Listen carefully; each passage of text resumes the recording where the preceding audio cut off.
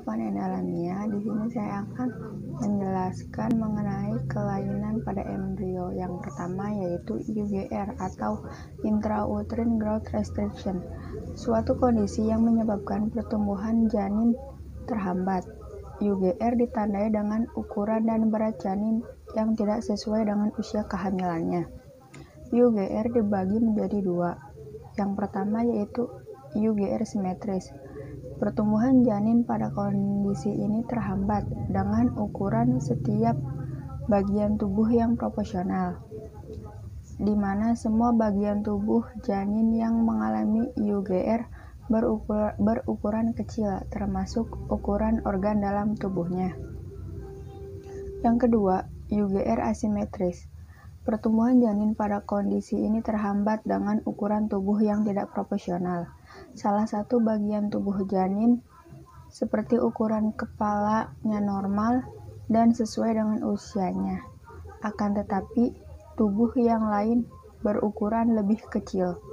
Penyebab UGR ini sendiri disebabkan oleh gangguan atau kelainan pada plasenta, di mana gangguan dan kelainan pada plasenta akan menyebabkan terganggunya suplai oksigen dan nutrisi ke janin. Hal ini akan menghambat pertumbuhan janin, di mana risiko terjadinya UGR dalam ibu hamil mengalami kondisi diabetes, tekanan darah tinggi, penyakit jantung, ginjal, paru-paru, anemia, dan lain-lain. Pengobatannya bisa dilakukan berdasarkan penyebab kondisi janin dan usia kehamilannya. Untuk menilai dan perkembangan janin, dokter akan melakukan pemeriksaan kehamilan dan USG secara rutin. Ada juga pengobatan yang lain seperti pengaturan pola makan dan asupan nutrisi, istirahat yang cukup, dan operasi sesar. Kelainan yang kedua pada embrio yaitu ada sindrom TORCH atau Toxoplasmosis rubella, cytomegalovirus, herpes simplex virus. Apa itu TORCH? TORCH adalah istilah yang mengacu kepada sejumlah infeksi yang mengakibatkan gangguan kehamilan. Sindrom TORCH dapat berkembang sebelum lahir, menyebabkan lahir mati pada periode neonatal atau di kemudian hari. Penyebab dari sindrom TORCH adalah penyebab utama dari virus dan parasit TORCH adalah hewan yang ada di sekitar rumah atau di sekitar lingkungan. Contohnya itu ada ayam, kucing, burung, tikus, merpati, kambing, sapi, anjing, babi, dan lain-lainnya. Yang kedua yaitu penyebabnya, virus ini juga dapat disebabkan oleh perantara atau secara tidak langsung. Misalnya seperti memakan sayuran, memakan daging setengah matang, dan lainnya. Bagaimana cara penyembuhan sindrom TORCH ini? Yang pertama yaitu ada taksoplasma. Taksoplasma pengobatannya itu hamil kurang dari 16 minggu spiramycin, hamil lebih dari 16 minggu pyrimethamine dan sulfadiazin, disertai folinik acid. Karena pyrimethamine menghalangi penyerapan asam folat. Yang kedua ada rubella, pengobatannya itu belum ada obat untuk membunuh virus rubella ini. Tapi rubella akan sembuh dengan sendirinya. Namun efek ke janin tidak bisa diobati di dalam kandungan. Yang ketiga yaitu ada cytomegalovirus. Cytomegalovirus secara intravena dan valkit secara oral. Yang keempat itu ada Fate disease.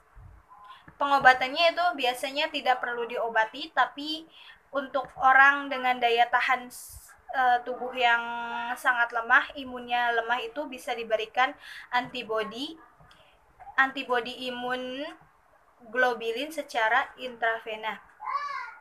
Yang kelima yaitu ada HIV.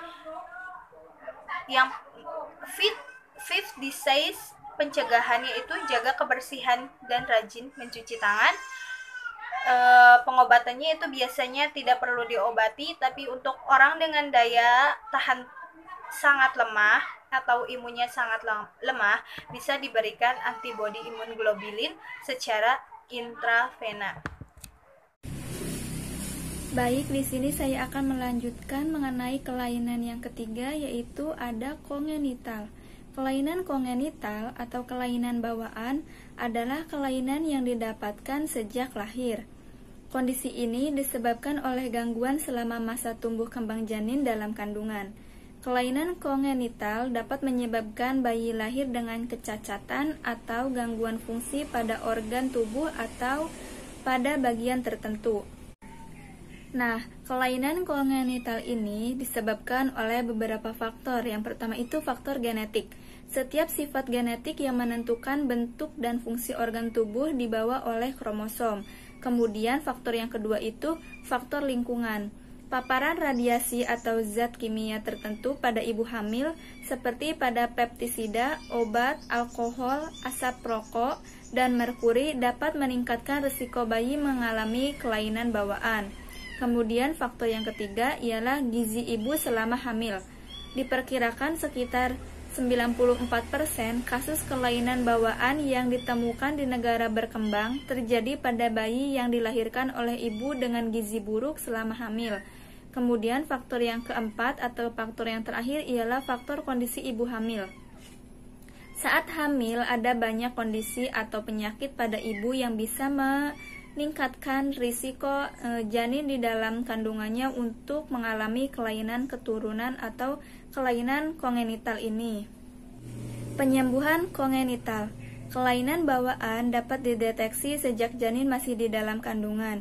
Kondisi ini biasanya dapat diperiksa oleh dokter kandungan, termasuk dokter kandungan subspesialis feto-maternal. Untuk mendeteksi apakah terdapat kelainan bawaan pada janin, dokter dapat melakukan pemeriksaan USG kandungan, tes darah janin, tes genetik, serta amniocentesis atau pengambilan cairan ketuban. Setelah terdiagnosis memiliki kelainan kongenital, bayi atau ibu perlu mendapatkan penanganan seperti pemberian obat-obatan, fisioterapi, penggunaan alat bantu, hingga operasi untuk memperbaiki bagian atau organ tubuh yang cacat, serta penanganannya akan dipilih sesuai jenis kelamin yang terjadi. Assalamualaikum warahmatullahi wabarakatuh. Saya Ruyatul Isma dari kelas Biologi FIIE Syekh Nurjati Cirebon semester 5. Di sini saya akan mencoba menjelaskan salah satu contoh dari kelainan embrio. Nah, salah satu contohnya yaitu anencefali. Nah, penyakit anencefali ini adalah kondisi yang paling berbahaya yang menimpa pada seorang bayi, di mana ia dilahirkan tanpa beberapa bagian otak atau bagian tulang tengkoraknya. Nah, anencefali ini adalah salah satu kelainan pembentukan tabung saraf janin. Penyakit ini membuat otak, tengkorak, tulang belakang atau sumsum tulang belakang ini tidak terbentuk dengan normal. Nah, penyebab dari anencefali atau kelainan anencefali ini yang pertama yaitu kelainan genetik. Yang kedua yaitu kekurangan nutrisi tertentu atau terutama asam folat. Nah, asam folat ini merupakan salah satu jenis nutrisi yang terdapat pada banyak jenis makanan dan suplemen. Nah, zat ini dibutuhkan untuk wanita hamil untuk membantu menghasilkan sel darah merah serta menunjang perkembangan janin dan mencegah untuk mengalami kecacatan. Kemudian yang ketiga yaitu terlahir dari seorang ibu yang obesitas atau mempunyai penyakit diabetes. Kemudian yang terakhir yaitu ibu hamil ini sering terpapar oleh suhu tinggi, misalnya yaitu berendam di air yang panas atau air hangat, mandi uap ataupun demam. Kemudian penyembuhan untuk kelainan anencefali ini hingga kini belum ada metode pengobatan yang dapat digunakan untuk menyembuhkan penyakit kelainan anencefali ini.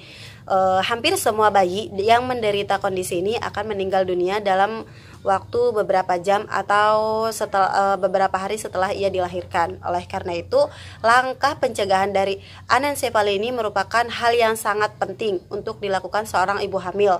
Perlu mendapatkan asupan nutrisi yang cukup dan dan memakan makanan yang bergizi.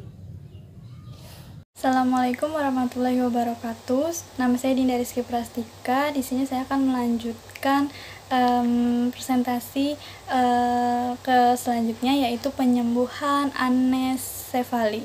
Nah, hingga saat kini belum ada metode pengobatan yang dapat digunakan untuk menyembuhkan anesefali. Hampir semua bayi yang menderita kondisi ini akan meninggal dunia dalam waktu beberapa jam atau beberapa hari setelah dilahirkan.